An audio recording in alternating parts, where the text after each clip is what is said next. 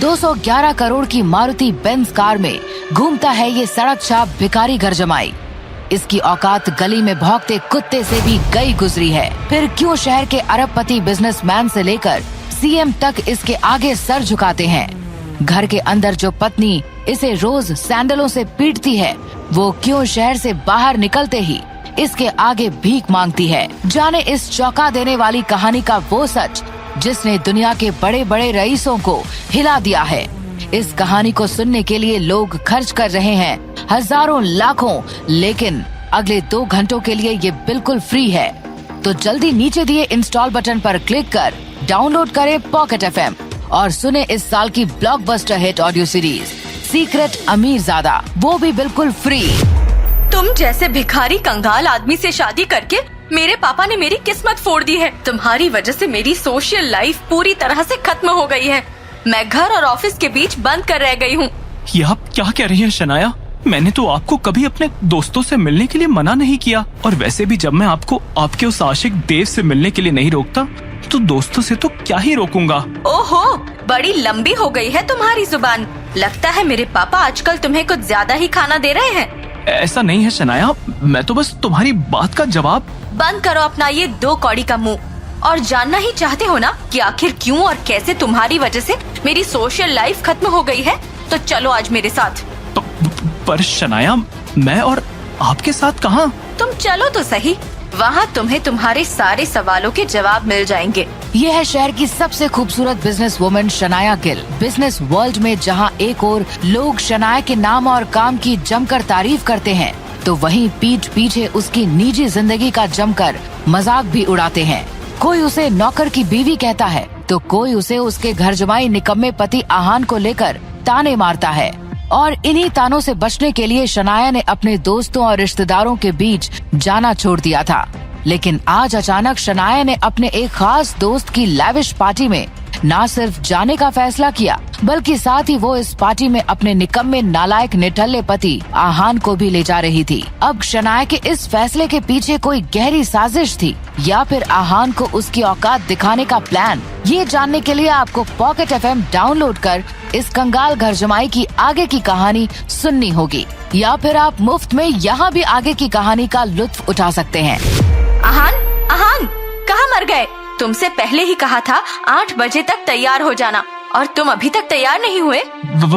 वो शनाया, घर से बर्तन से लेकर बाथरूम साफ करने के बाद आज आपके कपड़े धोने का भी दिन था, तो बस इन्हीं सब में थोड़ी देर हो गई। अच्छा, तो तुम मुझे सुना रहे हो कि मैं तुम्हें नौकर बना कर रखती हूँ और मेरे काम करते हुए तुम्हें देरी हो गई है ना?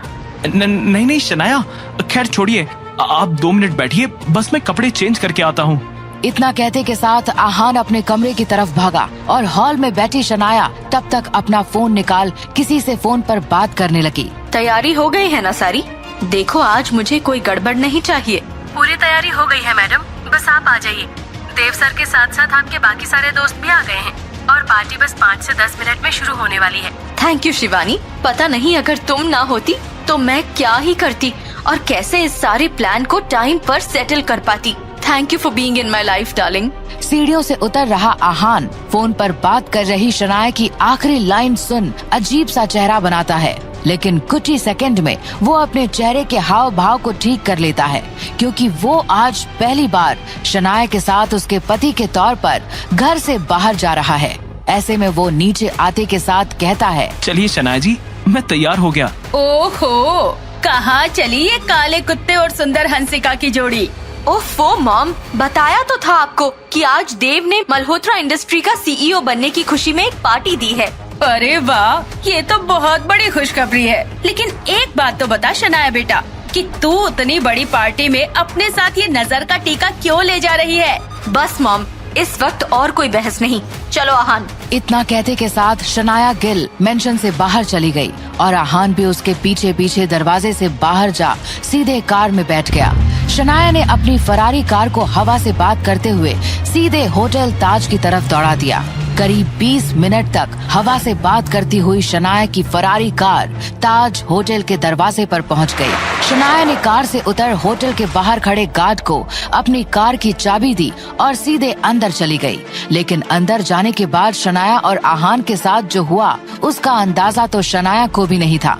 इस नजारे ने शनाया को सर से पैर तक हिलाकर रख दिया। Oh my darling baby Shanaya, you are looking gorgeous as always. Thank you so much, Dev. And yeah, congratulations for your new achievement. वैसे कंग्रेचुलेशंस तो हमें भी तुझे करना चाहिए शनाया। आज तो पहली बार अपने इस घर जमाई कम नौकर पति को घर से बाहर अपने साथ जो लेकर आई है, तो बधाइयाँ तो तेरे लिए भी बनती ही हैं। लगता है बात आगे बढ़ रही है। सही कह रही है स्नेहा, लेकिन एक बात तो बता शनाया, तूने इसका पट्टा क्यों खोला हुआ है? कहीं भाग गया तो?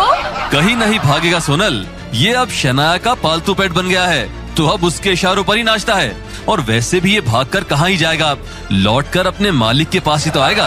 अच्छा, पालतू पेट है, तो इसका मतलब आज शनाया अपने पालतू पेट को बाहर एक लैविश पार्टी का खाना खिलाने के लिए लाई है। वैसे तेरा ये पेट वेजिटेरियन है या नॉन वेजिटेरियन? देव और स्नेहा, क्या तुम तीनों पार्टी में सिर्फ मुझ पर फोकस नहीं कर सकते?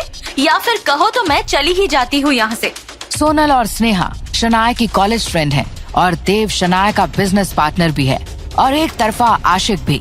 आज ये सभी देव के अपने पिता संजय मल्होत्रा की कंपनी मल्होत्रा इंडस्ट्रीज के सीईओ बनने की खुशी में यहाँ पार्टी करने के लिए इकट्ठा हुए हैं। भले ही ये पार्टी देव के लिए रखी गई थी, लेकिन पार्टी में चारों तरफ चर्चा सिर्फ शनाया के घर जमाई पति आहान की ही हो रही थी। आहान लुक, फीचर और बॉडी शेप के मामले में देव से कई गुना बेहतर था और शायद यही वजह थी कि मीडिया के कैमरे भी देव को छोड़ आहान पर फोकस कर रहे थे और ये सब देख देव बुरी तरह से जल भुन रहा था। वेटर सुनो, मेरे लिए कुछ पकौड़े और चटनी लेकर आओ। जी सर, अभी लाया। क्या चल रहा है मिस्टर सीईओ के दिमाग में? जरा हमें भी तो बताओ। अपना मुंह बंद रखो और बस देखती जाओ। इसके बाद देव ने जो किया उसे देख खुद शनाया और पार्टी में मौजूद दूसरे लोगों को भी शर्म आने लगी। दरअसल देव आहान को पार्टी में जलील करने का बस एक मौका ढूंढ रहा था और ये मौका उसे तब मिला जब एक वेटर आहान के पास जाकर खड़ा हुआ। देव इस दौरान फोन पर बात करता हुआ आहान के पास गया और जानबूझकर उससे टकरा गया, जिसके बाद झटके से वेटर के हाथ में रखी ट्रे की चटनी देव के जूतों पर गिर गई। ये देख देव पहले तो वेटर पर चिल्लाया और फिर आहान की ओर देखते हुए बोला, वैसे ये तो होना ही था, क्योंकि ये मनहूस नौकर जो यहाँ खड़ा है। लेकिन इन सब में मैंने क्या किया? नहीं किया तो अब कर ले। वैसे भी तो मैंने तुझे पार्टी में नहीं बुलाया था, लेकिन अब जब आ ही गया है तो चल थोड़ा बहुत काम कर ले, मैं तुझे अच्छी टिप दे दूंगा। देव, तुम ये कैसी बातें कर रहे हो? आहान मेरा पति है, तुम्हारा नौकर नहीं। ओहो शनाया, तुम भी। मैं जानता हूँ कि ये तुम्हारा पर्सनल नौकर है, तो अब क्या तुम इसकी टिप बढ़ाने का इशारा मुझे इस तरह दोगी? शांत गाइस, शांत। अच्छा चलो ठीक है, मैं इसे इस काम के लिए 1 करोड़ रुपए टिप दूंगा। क्या कहती हो शनाया? अब तो ठीक है ना? चलो ए नौकर, घर जमाई आहान, लग जा काम पर। कपड़ा उठा और जल्दी से मेरे जूते चमका डाल। वैसे तू चाहे तो जीभ से भी चाट कर साफ कर सकता है। देव, बेशरम, बेगैरत, नालायक इंसान, तू जानता भी है तू किससे बात कर रहा है? आहान सर, मुझे माफ कर दीजिए। अपनी बेटे की गलती के लिए मैं आपसे माफी मांगता हूँ और उम्मीद करता हूँ कि इस बात का हमारे बिजनेस पर कोई असर नहीं पड़ेगा। शहर की चुनिंदा बड़ी कंपनियों में से एक मल्होत्रा ग्रुप के मालिक संजय मल्होत्रा को इस तरह एक मामूली से नौकर के पैरों में पड़ा देख सभी चौंक जाते हैं। शनाया के मुंह से तो एक शब्द भी नहीं निकलता। ऐसा लगता है मानो जैसे उसे कोई गहरा सदमा लग गया हो या फिर कोई सांप सूंघ गया हो। आहान संजय मल्होत्रा की बात का पलटकर कुछ जवाब देता उससे पहले ही संजय मल्होत्रा एक बार फिर उठकर अपने बेटे को 2 और जोरदार चांटे लगा देता है, जिसके बाद देव अपने पिता पर भड़कते हुए कहता है, पापा आपने मुझे इस तरह सबके सामने मेरे इतने स्पेशल डे पर थप्पड़ क्यों मारा? अभी तो सिर्फ थप्पड़ मारा है, लेकिन अगर तूने 1 सेकंड के अंदर इनके पैरों में गिरकर भीख नहीं मांगी ना, तो मैं तुझे अपनी जायदाद से बेदखल कर दूंगा। आपका दिमाग तो ठीक है ना पापा? एक मामूली से नौकर के लिए आप मुझे इस तरह अपनी जायदाद से निकालने की धमकी दे रहे हैं?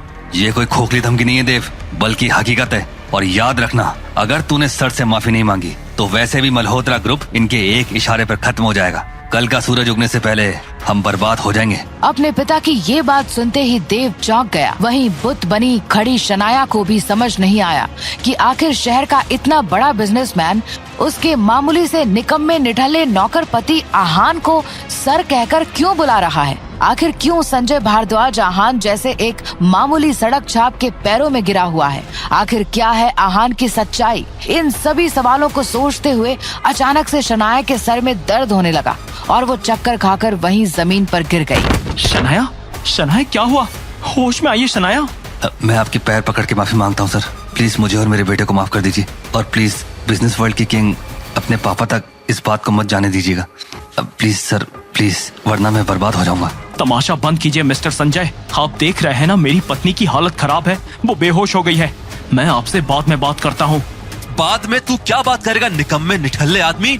अभी बता, जो कहना है अभी यही कह और दूर कर मेरे पापा की इस बकवास सी गलतफहमी को और उन्हें सच बता कि तू अपनी पत्नी के फेंके टुकड़ों पर पलने वाला एक नल्ला आदमी है। देव, अपनी जुबान और अपने शब्दों को लगाम दो। कहीं ऐसा ना हो कि तुम्हें इसकी भारी कीमत चुकानी पड़े। और वैसे भी अभी बात शनाया की है तो मैं तुम्हारी बकवास सुनने में जरा भी इंटरेस्टेड नहीं हूँ। So leave. क्या कहा? मैं चला जाऊं? अबे औकात में रहे, औकात में। और देख कहाँ खड़ा है तू, दिल्ली के सबसे बड़े और महंगे ताज होटल में, जहाँ खाना खाने की तो छोड़ बर्तन धोने की भी तेरी औकात नहीं है। तू जानता है इस होटल के सबसे ज्यादा शेयर मेरे पापा के हैं और इस होटल के असली मालिक यही हैं, मिस्टर AR बॉस। इन जोरदार चाटों के साथ देव के कान में जो नाम गूंजता है उसे सुन उसके पैर कांपने लगते हैं। वो आगे कुछ नहीं बोल पाता। AR बॉस नाम सुनते ही मानो जैसे वो बर्फ की तरह जम जाता है। वहीं दूसरी ओर आहान शनाया को अपनी गोद में उठा सीधे सिटी हॉस्पिटल की तरफ कार को दौड़ा देता है। करीब 10 मिनट के अंदर कार सिटी हॉस्पिटल पहुंच जाती है, जहां जाने के बाद आहान डॉक्टरों से तुरंत शनाया का चेकअप करने को कहता है। थोड़ी देर के चेकअप प्रोसेस के बाद एक डॉक्टर शनाया के मेडिकल रूम से बाहर आती है और आहान से कुछ ऐसा कहती है जिसे सुन वो शॉक हो जाता है। वहीं डॉक्टर से बात करने के तुरंत बाद आहान का फोन बजने लगता है। वो जैसे ही फोन उठाता है, दूसरी ओर से एक औरत की जोर जोर से चिल्लाने की आवाज आती है। पूरी रात बीत गई, सुबह के 10 बज रहे हैं और अब तक तू मेरी बेटी को लेकर घर नहीं आया। कहाँ है मेरी बेटी शनाया? बात करा मेरी उससे। वो मॉम, हम बस घर ही आ रहे हैं, 1 घंटे में घर पहुंचते हैं। क्या कहा? 1 घंटे में? आखिर तू कहाँ मर रहा है जो तुझे 1 घंटा लग जाएगा घर आने में? जहाँ तक मैं जानती हूँ ताज होटल हमारे घर से 20 मिनट की दूरी पर है। Hello hello hello mom, hello mom, आवाज नहीं आ रही। हम घर आकर बात करते हैं। Hello hello hello mom. Aahan के सास यामिनी नेवले से भी शातिर है। वो आहान की इस चाल को एक ही झटके में पकड़ लेती है, लेकिन फिलहाल फोन पर कोई तमाशा करने के बजाय वो उसे घर आने पर सबक सिखाने का प्लान बनाती है। वहीं दूसरी ओर आहान को समझ नहीं आता कि आखिर अब वो क्या करे। शनाया को कैसे बेहोशी की हालत में घर ले जाए, कैसे कल रात की बातों को शनाया के दिमाग से निकाले और कैसे उसे समझाए कि कल रात जो कुछ भी होटल ताज में हुआ उसकी असल सच्चाई क्या है। यही सब सोचता हुआ आहान अस्पताल के बेंच पर आंखें बंद कर मासूमियत भरी मुस्कान लिए लेटी शनाया की तरफ देखता है और कहता है, बस आखिरी 24 घंटे और शनाया, फिर सब ठीक हो जाएगा। फिर ना तुम्हें मेरे नाम का बोझ उठाने की जरूरत पड़ेगी और ना ही लोगों के ताने सुनाई देंगे। तुम और मैं दोनों इस रिश्ते से भी आजाद हो जाएंगे और इसके बाद तुम अपने रास्ते और मैं अपने रास्ते। और हाँ, मैं जानता हूँ कि तुम्हारी जिंदगी में बहुत सी परेशानियां हैं जिनकी सबसे बड़ी वजह मैं ही हूँ, लेकिन मैं ये भी जानता हूँ कि तुम एक फाइटर गर्ल हो जो अपनी सारी परेशानियों से अकेले ही फाइट कर सबको खत्म कर देगी। इन 24 घंटों के बाद मैं सिर्फ तुम्हारे लिए प्रे कर सकता हूँ, क्योंकि इसके बाद हम दोनों 2 अनजान शख्स होंगे जो ना तो कभी एक दूसरे से मिलेंगे और ना ही हमारा कभी एक दूसरे से कोई वास्ता होगा। और हाँ, इतने दिन मेरा बोझ उठाने की कीमत भी मैं तुम्हें सुबह होने से पहले दे दूंगा। अलविदा, तुम्हें भी और तुम्हारे। आखिर क्या कहते कहते रुक गया आहान और आखिर वो शनाया के उन 3 सालों की कितनी कीमत लगाएगा। आखिर कौन है आहान? क्या है आहान की असली पहचान? कोई फटेहाल कंगाल घर जमाई कोई गैंगस्टर या फिर कोई खतरनाक मुजरिम। आहान 24 घंटे बाद आखिर कहां जाने वाला है? शनाया जब होश में आएगी तो आहान को अपने आसपास ना देखकर आखिर कैसे रिएक्ट करेगी? और आखिर शहर का सबसे रईस बिजनेसमैन क्यों शनाया के निठल्ले निकम्मे पति के पैरों में गिरकर उससे भीख मांग रहा था? क्यों वो 10-10 रुपए की भीख पर जीने वाले आहान को सर कहकर बुला रहा था? इन सभी रहस्यों से पर्दा उठाने और आहान की जिंदगी का असली सच जानने के लिए अभी नीचे दिए लिंक पर क्लिक कर फ्री में इंस्टॉल करें पॉकेट FM ऐप और सुने इस साल हिंदी ऑडियो सीरीज की दुनिया में खलबली मचा देने वाली कहानी सीक्रेट अमीरजादा, वो भी बिल्कुल फ्री। बता दें, फ्री वाला ये ऑफर खत्म होने में अब सिर्फ 2 घंटे 25 मिनट ही बचे हैं, तो जल्दी कीजिए, कहीं मौका हाथ से निकल न जाए और फिर आप पछताएं।